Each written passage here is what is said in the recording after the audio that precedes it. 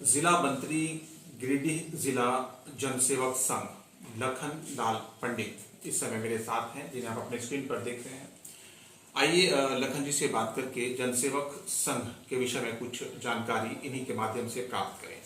Sir, आपका स्वागत है। धन्यवाद सर। आपसे जानना चाहेंगे जनसेवक संघ के विषय में जी क्या स्थिति है इस समय जनसेवक संघ की जिले में? सर, अभी जिले में हम लोग 142 की संख्या में हैं और पूरे झारखंड में गिरिडीह जिले में सबसे ज़्यादा जनसेवक की संख्या अगर है तो गिरिडीह जिले में है। क्या संख्या आपने बताया? 142 के आसपास, जो पूरे झारखंड में सर्वाधिक है। सर्वाधिक है। और क्या कुछ कहना चाहेंगे इस विषय में? इस विषय में हम यही कहना चाहते हैं कि जिस उद्देश्य से जनसेवक की बहाली हुई है, ये आमतौर पर बहुत पहले से जनसेवक की बहाली कृषि क्षेत्र को देखने के लिए, कृषि के विकास को बढ़ावा देने के लिए जनसेवक की बहाली हुई थी। बहुत अरसे से जनसेवक की बहाली नहीं हुई। जब झारखंड 2000 में अलग हुआ बिहार से, तो उम्मीद था कि बहुत जल्द सरकार जनसेवक की बहाली करेगी। बहुत उसमें कम जनसेवक थे, लेकिन 2011 में झारखंड की नई नियमावली बनी जनसेवक बहाली के लिए और 2012 में बहुत से लगभग 1882 जनसेवक नियुक्त किए गए। उसमें गिरिडीह से 82 जनसेवक का 182 जनसेवक का नियुक्ति हुई। लेकिन कालांतर में बहुत से जनसेवक दूसरे संवर्ग में चले गए। अभी वर्तमान में 142 के आसपास हमारे जनसेवक इस जिले में कार्यरत हैं। लेकिन दुर्भाग्य के साथ कहना यह पड़ता है कि हम लोग कृषि क्षेत्र में कार्य करने के लिए बहाल हुए हैं, लेकिन जनसेवकों से गैर कृषि कार्य में लगाया जाता है। जैसे कौन कौन से काम? जैसे एजीएम का प्रभार में है, एमओ के प्रभार में है, आपके बीडब्ल्यूओ के प्रभार में है, बीपीआरओ के प्रभार में है, पंचायत सचिव के प्रभार में कार्यरत हैं। कहीं कहीं यहाँ तक कि नाजी बाबू हैं, किरानी हैं, प्रखंड स्तर पर भी नजारात का काम देखते हैं। और मैंने किरानी तो है ही, अनुमंडल स्तर पर भी काम देख रहे हैं, डीआरडीओ में है, मैंने जिला स्तर के भी बहुत से ऑफिस में जनसेवक एजीए सहायक के रूप में काम कर रहे हैं। कृषि के क्षेत्र में काम करने के लिए बहाल होने वाले जनसेवक विभिन्न विभागों के काम को वर्तमान में देख रहे हैं। अब जिन उद्देश्यों के तहत इनकी नियुक्ति हुई थी, कितनी समस्या हो रही है उन विशेष करके कृषि के क्षेत्र में? अभी बहुत समस्या है। देखिए, किसान का बहुत समस्या है। किसान तो बहुत किसान ऐसे होते हैं जो उतना पढ़े लिखे नहीं हैं, लेकिन वो और अभी के समय में हम लोग जब 21वीं सदी में चल रहे हैं और कृषि के क्षेत्र में बहुत से नए नए उपकरण आ गए हैं, नई नई टेक्नोलॉजी आ गए हैं, लेकिन उन तक किसानों तक पहुंचाने के लिए हम जनसेवकों की जिम्मेवारी थी। हम लोग प्रशिक्षित भी हैं और हम लोग कृषि के साथ साथ और विभाग भी जुड़े हुए हैं, जैसे भूमि संरक्षण विभाग, आपका पशुपालन विभाग, सहकारिता विभाग, उद्यान विभाग, मत्स्य विभाग। सभी विभाग का काम जनसेवकों से लिया जाना चाहिए। और जनसेवक जो है, एक कहिए कि जमीनी लेवल पर, ग्रास रूट लेवल पर काम करने वाला है, बाकी अन्य विभाग में नहीं है। सभी को चाहते हैं कि जनसेवक को सभी विभागों को काम देखना चाहिए। और जो अभी गैर कृषि कार्य में लगा दिया है, जैसे बीपीआरओ है या दूसरे, हम चाहते हैं, सरकार से भी मांग करते हैं कि जनसेवक को उन विभागों को काम मत सौंपा जाए। केवल कृषि कार्य को और कृषि से जुड़े हुए अन्य विभाग जो है, उद्यान विभाग है, मत्स्य विभाग है, पशुपालन विभाग है, जिला गव्य विकास विभाग है, सहकारिता विभाग है, सभी को समन्वय स्थापित करते हुए जनसेवक को केवल कृषि कार्य को देखना चाहिए।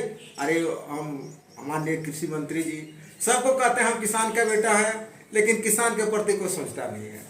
और हम लोग भी बाध्य होकर किसान से रूबरू नहीं हो पाते हैं, फील्ड नहीं जा पाते हैं। हम लोग को काम दूसरे काम में सौंप दिया जाता है। ये दिक्कत होती है। तो हम सरकार से भी, हमारे जो उपायुक्त महोदय हैं, हमारे जिला कृषि पदाधिकारी हैं, डीडीसी, सबसे यही हमारा आग्रह होगा कि जनसेवक से केवल कृषि कार्य लिया जाए। चलिए, जन सेवक से सिर्फ कृषि कार्य लिया जाए, कृषि से संबंधित कार्य लिया जाए, अन्य कार्य नहीं लिया जाए, जबकि स्थिति इसके ठीक विपरीत है। हाँ। विभिन्न प्रकार के कार्य जन सेवकों से लिया जा रहा है। जी जी।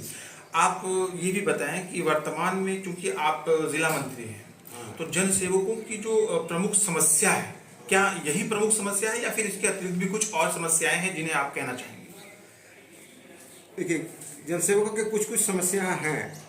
जिला स्तर पर जो अभी वर्तमान में पिछले जो 2012 में जो बहाल हुए थे, उनका 10 साल हो गया था 2022 में, तो उनको प्रथम एसीपी का मिलना था और उनको ये पिछले 2-4 दिन पहले चिट्ठी निकल गई है।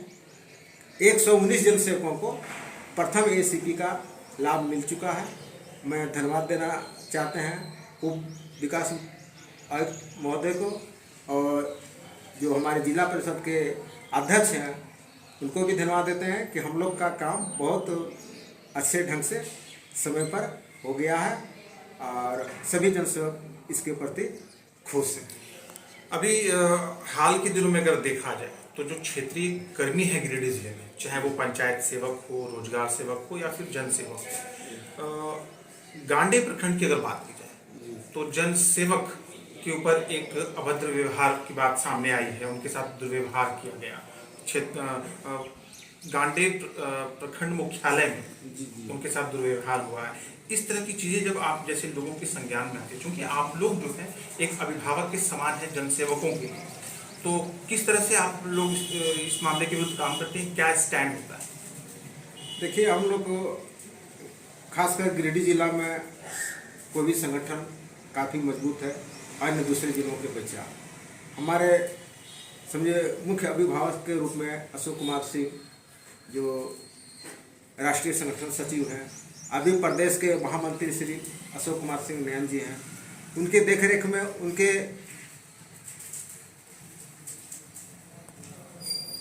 आदेश के पर हम लोग बहुत से काम करते हैं।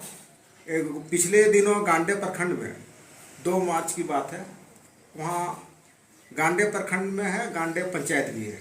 गांडे पंचायत के चूँकि है जनसेवक शैलेंद्र कुमार रमन जी, लेकिन उनको पंचायत सचिव का प्रभार दिया गया है।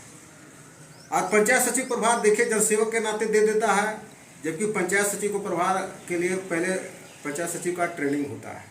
क्या स्टैंड है आप लोगों का? क्या कार्रवाई अब तक हो पाई? क्या आप लोगों ने कुछ प्रयास किया कि उनके साथ जो दुर्व्यवहार हुआ है, उस दुर्व्यवहार करने वाले के साथ कुछ आपने किया है, संघ ने कुछ किया है, कोई स्टेप लिया है? हाँ, हम लोग जैसे सूचना मिली तो तुरंत 5 मार्च को हम लोग बैठक किया। उसमें एक घटना और गिरिडीह प्रखंड का भी है, जो जिसमें ग्राम रोजगार सेवक का विजय कुमार वैद्य जी के साथ हुआ था, और एक घटना धनबाद प्रखंड का है जिसमें पंचायत सचिव का।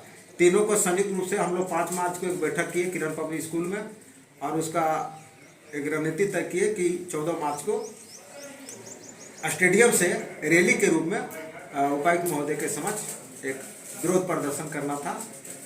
लेकिन 144 लागू हो जाने के कारण वो हम लोग का कार्यक्रम को स्थगित करना पड़ा, और उसी दिन हम लोग एक उपायुक्त महोदय से मिलकर एक संलेख आवेदन जमा किए हैं उपायुक्त महोदय को, और साथ ही साथ हमारे पुलिस अधीक्षक गिरिडीह को, दोनों को। क्या लगता है आने वाले समय में इस तरह के जो मामले हैं क्षेत्रीय कर्मियों के विरुद्ध, उनमें कुछ कमी आएगी? हम समझते हैं कि अगर जिला प्रशासन इसके प्रति ध्यान देंगे तो निश्चित रूप से कमी आएगी। हमारे बहुत ऐसे साथी हैं जो बहुत दूर दराज क्षेत्र में काम करते हैं, और हम लोग को पूरा उम्मीद रहता है कि जब हमारे वरीय पदाधिकारी हमारे प्रति ध्यान रखते हैं तो निश्चित है कि अगर कुछ कमी बेसी 19-20 होता है तो उसको सहजतापूर्वक उसका निष्पादन होगा, लेकिन कभी कभी ऐसा हो जाता है कि नहीं हो पाता है। चलिए, उम्मीद करते हैं कि आने वाले समय में जो क्षेत्रीय कर्मी हमारे हैं उन्हें सम्मान भी मिलेगा, उचित मान सम्मान भी मिलेगा, और उन्हें सुरक्षा की गारंटी भी मिलेगी। हमारे साथ लखन लाल पंडित जुड़े थे, जो कि जिला मंत्री हैं जन सेवक संघ गिरिडीह जिला, और ये विभिन्न बिंदुओं पर हमसे जुड़कर कुछ बातें रख रहे थे। आशा करते हैं कि आने वाले समय में जिला प्रशासन जो हाल ही के दिनों में 2-3 मामले हुए हैं क्षेत्रीय कर्मचारियों के विरुद्ध काम करते हुए, उन मामलों पर संज्ञान लेते हुए कुछ ऐसा पहल करेगी, कोई ऐसा स्टेप उठाएगी कि आने वाले समय में जो सामाजिक तत्व हैं उनके हौसले जो हैं वो पस्त होंगे और निर्भीक रूप से ठीक वातावरण में काम कर सकेंगे हमारे क्षेत्रीय कर्मचारी पूरे गिरिडीह जिले में।